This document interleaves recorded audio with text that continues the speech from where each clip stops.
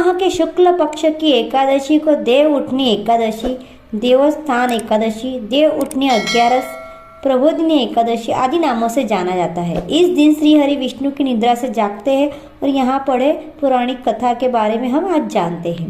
मेरा नाम सिया है। मैं आपको आज देव उठनी एकादशी की कथा सुनाती हूँ।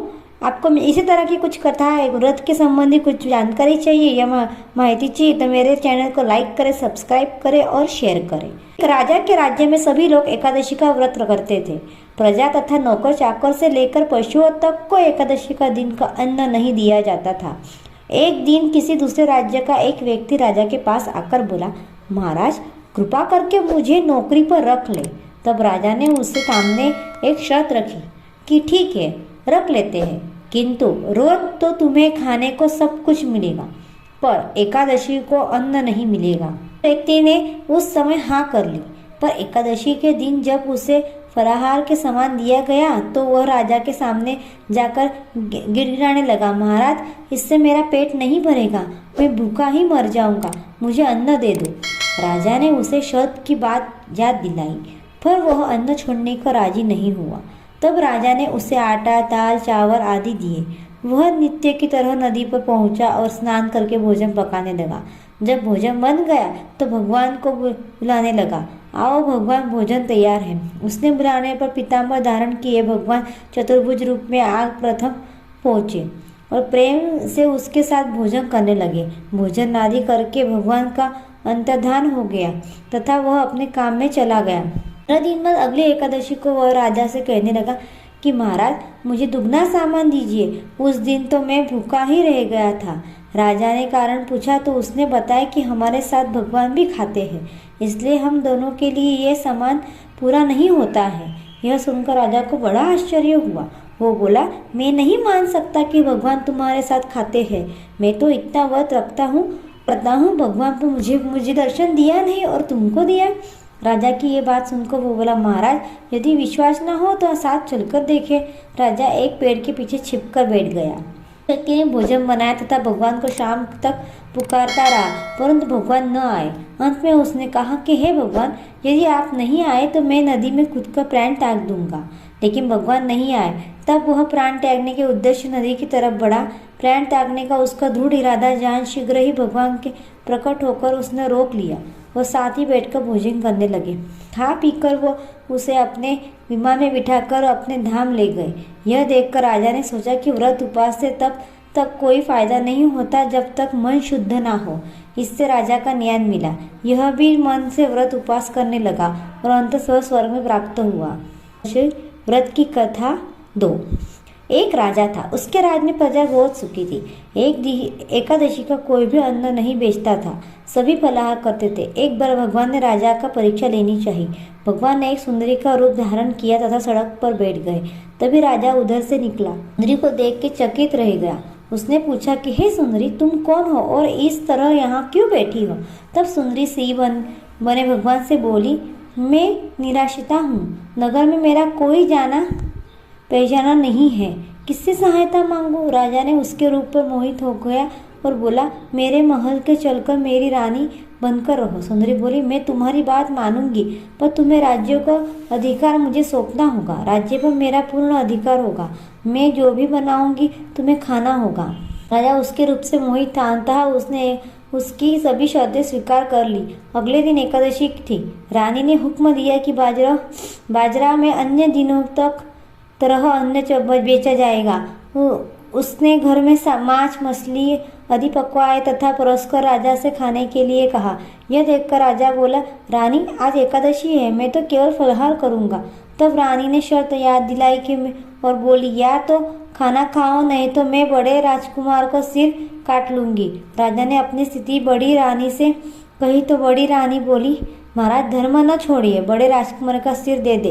पुत्र तो फिर मिल जाएंगे पर धर्म नहीं मिलेगा। इसी दौरान बड़ा राजकुमार खेलकर आ गया। माँ के आंखों में आंसू देखकर वह रोने के कारण पूछने लगा तो माँ उन्हें उसी सारी वस्तुस्थिति बता दी। तब वह बोला कि मैं सिर देने के लिए तैयार हूँ, पिताजी का धर्म की रक्षा होगी तो जरूरी होगी। राजा ने दुखी मन से राजकुमार का सिर देने का तैयार हुआ तो रानी का रूप भगवान विष्णु के ने प्रकट होकर असली बात बताई। तो राजन, तुम इस कठिन परीक्षा में पास हुए। भगवान ने प्रसन्न में राजा से वर मांगने को कहा। आपका दिया सब कुछ है, हमारा उद्धार करे। और उसी समय विमान उतरा और राजा ने अपने राज्य पुत्रों को सौंप दिया और विमान के बैठकर चारधाम चले गए। देव उठनी एकादशी की प्रमुख कथा। शंकासुर नामक राक्षस ही है। शंकासुर ने तीनों लोकों में बहुत ही उत्पात मचाया था। तब सभी देवता का आग्रह करने पर भगवान विष्णु ने उस राक्षस में युद्ध किया और यह युद्ध कई वर्षों तक चला। युद्ध में वह असुर मारा गया और उसके बाद भगवान विष्णु विश्राम करने चले गए। कार्तिक शुक्ल के एकादशी ने दिन भगवान विष्णु की निद्रा टूटी थी और सभी देवता ने भगवान विष्णु की पूजा की थी। शिव महापुराण के अनुसार पौराणिक समय में दैत्यों का राजा स्तंभ हुआ करता था। वह बहुत बड़ा विष्णु भक्त था। कई सालों तक उसके यहाँ संतान नहीं होने के कारण उसने शुक्राचार्य को अपना गुरु बनाकर उनसे ही कृष्ण मंत्र प्राप्त कर लिया था। यह मंत्र प्राप्त करके उसने पुष्कर सरोवर में घोर तपस्या की। भगवान विष्णु उसकी तपस्या से प्रसन्न हुए और उसे संतान प्राप्ति और वरदान मिल गया। भगवान विष्णु के वरदान से राजा धर्म को यहाँ एक पुत्र में जन्म लिया। इस पुत्र का नाम शंखचूड़ रखा गया। वो बड़ा ही होकर शंखचूड़ ने ब्रह्मा जी को प्रसन्न कर के लिए पुष्कर में घोर तपस्या की और उसकी तपस्या से प्रसन्न होकर ब्रह्मा जी ने उसे वरदान मांगने को कहा। तब शंखचूड़ ने वरदान मांगा कि वह हमेशा अजर और अमर रहे, कोई भी देवता उसे नहीं मार पाए। ब्रह्मा जी ने उसे वरदान दे दिया और कहा कि यह बदरीवन जाकर धर्मध्वज की पुत्री तुलसी से तपस्या कर रही है, उससे विवाह कर ले। शंखचूड़ ने ऐसा वैसा ही किया और तुलसी के साथ विवाह बाद सुखपूर्वक रहने लगा।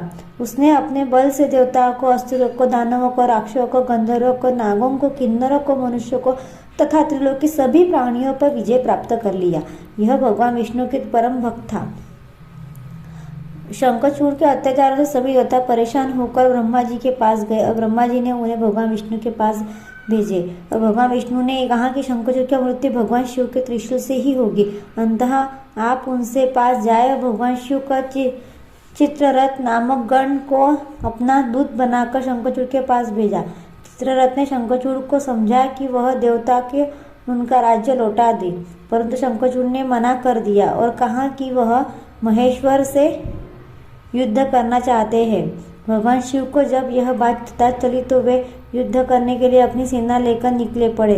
इस तरह देवता और दानव में घमासान युद्ध हुआ, परंतु ब्रह्मा जी के वरदान के कारण शंखचूड़ को देवता नहीं हरा पाए। भगवान शिव ने शंखचूड़ को कहा कि वध करने के लिए जैसे ही अपना त्रिशूल उठाया तभी आकाशवाणी हुई कि जब तक शंखचूड़ के हाथ में श्री हरि का कवच है और उसकी पत्नी सात्विक अखंडित है तब उसका वध संभव है। सुनकर भगवान विष्णु वृद्ध ब्राह्मण का रूप धारण करके शंखचूड़ के पास गए और उसके श्री हरि कवच दान में मांग लिए। शंखचूड़ ने वह कवच बिना किसी संकोच के दान कर दिया। इसके बाद भगवान विष्णु शंखचूड़ को रूप बनाकर तुलसी के पास गए और शंखचूड़ रूपी भगवान विष्णु ने तुलसी के महल में द्वार पर जाकर अपनी विजय होने की सूचना दी। यह सुनकर तुलसी बहुत प्रसन्न हुई और पति रूप में आए भगवान का पूजन किया और रमण किया। ऐसा करते ही तुलसी का सतीत्व खंडित हो गया और भगवान शिव ने युद्ध में अपने त्रिशूल से शंखचूड़ का वध कर दिया। तब तुलसी को पता चला कि वह उनके पति नहीं है बल्कि वह तो भगवान विष्णु है।